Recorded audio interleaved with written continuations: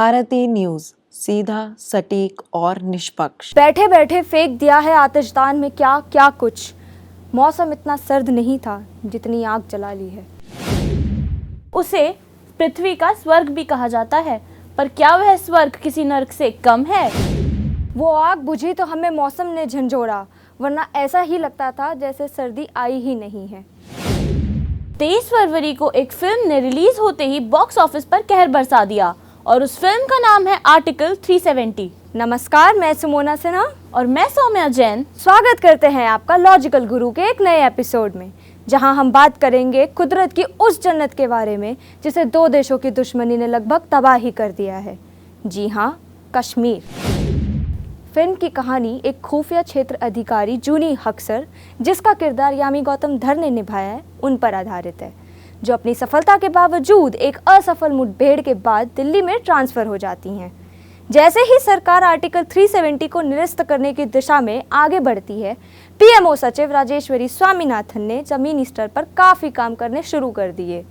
उन्होंने अपनी टीम इकट्ठा की और कश्मीर में एनआईए ऑपरेशन का नेतृत्व करने के लिए जूनी को नियुक्त किया। घाटी में शांति और एकता बनाए रखने का सफर वहां के भ्रष्ट नेताओं और उग्रवादियों से उत्पन्न हुए मुश्किलों से होकर गुजरती है। खुफिया एजेंट जूनी हक्सर एक कश्मीरी हैं और राजेश्वरी स्वामीनाथन, जिनका किरदार प्रियमणि ने निभाया है, उनके साथ मिलकर काम करती हैं।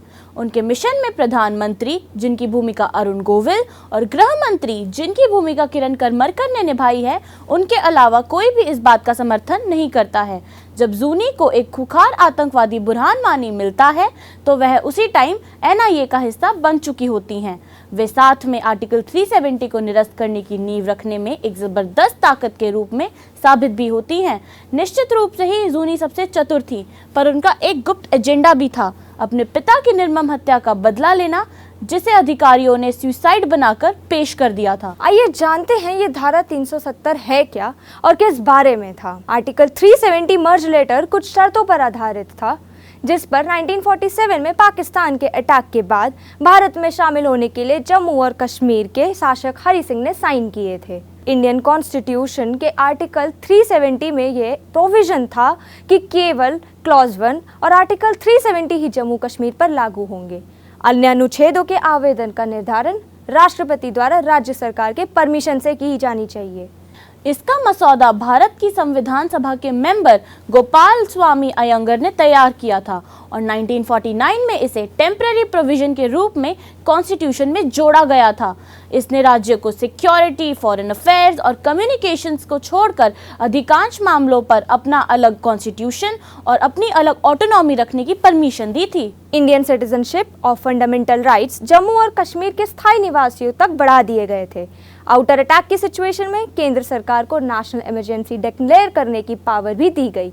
इंटरनल डिस्टर्बेंस की सिचुएशन में पावर का यूज केवल राज्य सरकार की सहमति से ही किया जा सकता है। गवर्नमेंट ने कैसे हटाया आर्टिकल 370? राष्ट्रपति आदेशों के अनुसार 2019 में कॉन्स्टिट्यूएंसी ने जम्मू कश्मीर की कॉन्स्टिट्यूएंट असेंबली को नया अर्थ देते हुए एक प्रोविजन लाया, जिसका अर्थ था जम्मू कश्मीर की विधानसभा।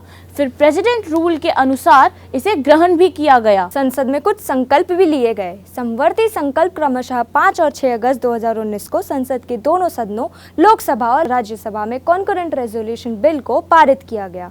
इन संकल्पों ने आर्टिकल 370 के शेष प्रावधानों को रद्द कर दिया और उनके स्थान पर नए प्रावधान लाए। जम्मू कश्मीर का बंटवारा। आर्टिकल 370 को हटाने से पहले जम्मू और कश्मीर दो अलग अलग सेंट्रली रूल्ड स्टेट्स में डिवाइड किया गया। एक बना जम्मू कश्मीर और दूसरा बना लद्दाख। अब जानते हैं कोर्ट ने इसके बारे में क्या क्या आदेश दिए।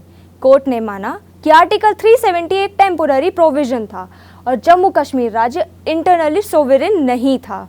अदालत ने फैसला सुनाया कि राष्ट्रपति संविधान के आर्टिकल 370 सेक्शन 3 के तहत पावर्स का यूज करते हुए एक तरफा अधिसूचित कर सकते हैं। ऐसा मानो जैसे कि आर्टिकल 370 का अस्तित्व खत्म ही हो गया हो। प्रेसिडेंट रूल के दौरान संसद केवल कानून बनाने वाली संस्था नहीं है। चीफ जस्टिस ऑफ इंडिया ने कहा कि इमरजेंसी के तहत किसी भी राज्य की शक्ति केवल कानून बनाने तक ही सीमित नहीं थी, इसकी जांच और कार्यवाही भी बहुत सीरियसली हुई। अदालत ने कहा कि जम्मू कश्मीर का राज्य का दर्जा जल्द से जल्द बहाल कर देना चाहिए। उसने आदेश दिया कि जम्मू कश्मीर की विधानसभा के चुनाव में 30 सितंबर 2024 तक हो जाना चाहिए। जम्मू कश्मीर के कुछ आंखों देखे बदलाव। जम्मू और कश्मीर का अलग संविधान खत्म किया गया। आर्टिकल 370 से पहले कश्मीर एक ऐसा मात्र राज्य था जिसका खुद का कॉन्स्टिट्यूशन था। लेह में जम्मू कश्मीर प्रोविजन लागू किए गए जो किसी अन्य राज्य में लागू नहीं थे, जिनमें स्पेशल सॉवरेनिटी जैसे आदि रूल्स भी शामिल थे। आर्टिकल 370 हटाने के बाद प्रोविजंस को खत्म करने के साथ अलग कॉन्स्टिट्यूशन को भी खत्म किया गया। अब बात करते हैं अलग झंडे के बारे में। आर्टिकल 370 से पहले जम्मू कश्मीर राज्य के दो अलग झंडे थे, एक था भारत का और एक था राज्य का। लेकिन आर्टिकल 370 हटने के बाद राज्य के लिए कोई अलग झंडा नहीं रहेगा। कोई भी भारतीय अब जम्मू कश्मीर की लैंड प्रॉपर्टी खरीद भी सकता है और उसे बेच भी सकता है। आर्टिकल 370 से पहले केवल जम्मू कश्मीर के लोग ही अपनी संपत्ति खरीद और बेच सकते थे, पर इसके हटने के बाद कोई भी भारतीय नागरिक कश्मीर की संपत्ति खरीद सकता है और बेच सकता है। अब सीआरपीसी अंदर होगी और आरपीसी बाहर। आर्टिकल 370 से पहले जम्मू कश्मीर के निवासियों के पास सिटीजनशिप, प्रॉपर्टी के ओनरशिप और फंडामेंटल राइट्स से संबंधित अलग अलग कानून थे। आर्टिकल 370 के बाद जम्मू कश्मीर के नागरिकों के लिए कोई अलग कानून नहीं रहेगा। अब सीआरपीसी अंदर होगी, राज्य की रणबीर दंड संहिता बाहर होगी। जम्मू कश्मीर का सेंट्रलाइज स्टेट बन जाना। आर्टिकल 370 के हटने से पहले जम्मू कश्मीर को एक विशेष दर्जा प्राप्त था। आर्टिकल 370 के बाद जम्मू कश्मीर का आकार घटकर लेजिस्लेचर के साथ एक सेंट्रलाइज स्टेट का हो गया, जबकि लद्दाख बिना किसी लेजिस्लेचर के भी एक सेंट्रलाइज स्टेट है। दोहरी नागरिकता की समाप्ति। आर्टिकल 370 से पहले जम्मू और कश्मीर के निवासियों को दोहरी नागरिकता का आनंद मिलता था, जिसे वे केवल तभी खो देते थे जब वे दूसरे राज्यों के लोगों से शादी कर लेते थे। लेकिन अब आर्टिकल 370 हटाने के बाद अब से दोहरी नागरिकता नहीं होगी। महिलाओं के लिए कुछ घरेलू समानता भी लाई गई। 2019 से पहले जम्मू कश्मीर की महिला निवासी अगर किसी इंटर स्टेट पुरुष से शादी करती थी तो वे पूर्ववर्ती राज्य में संपत्ति खरीदने का हक खो देती थी।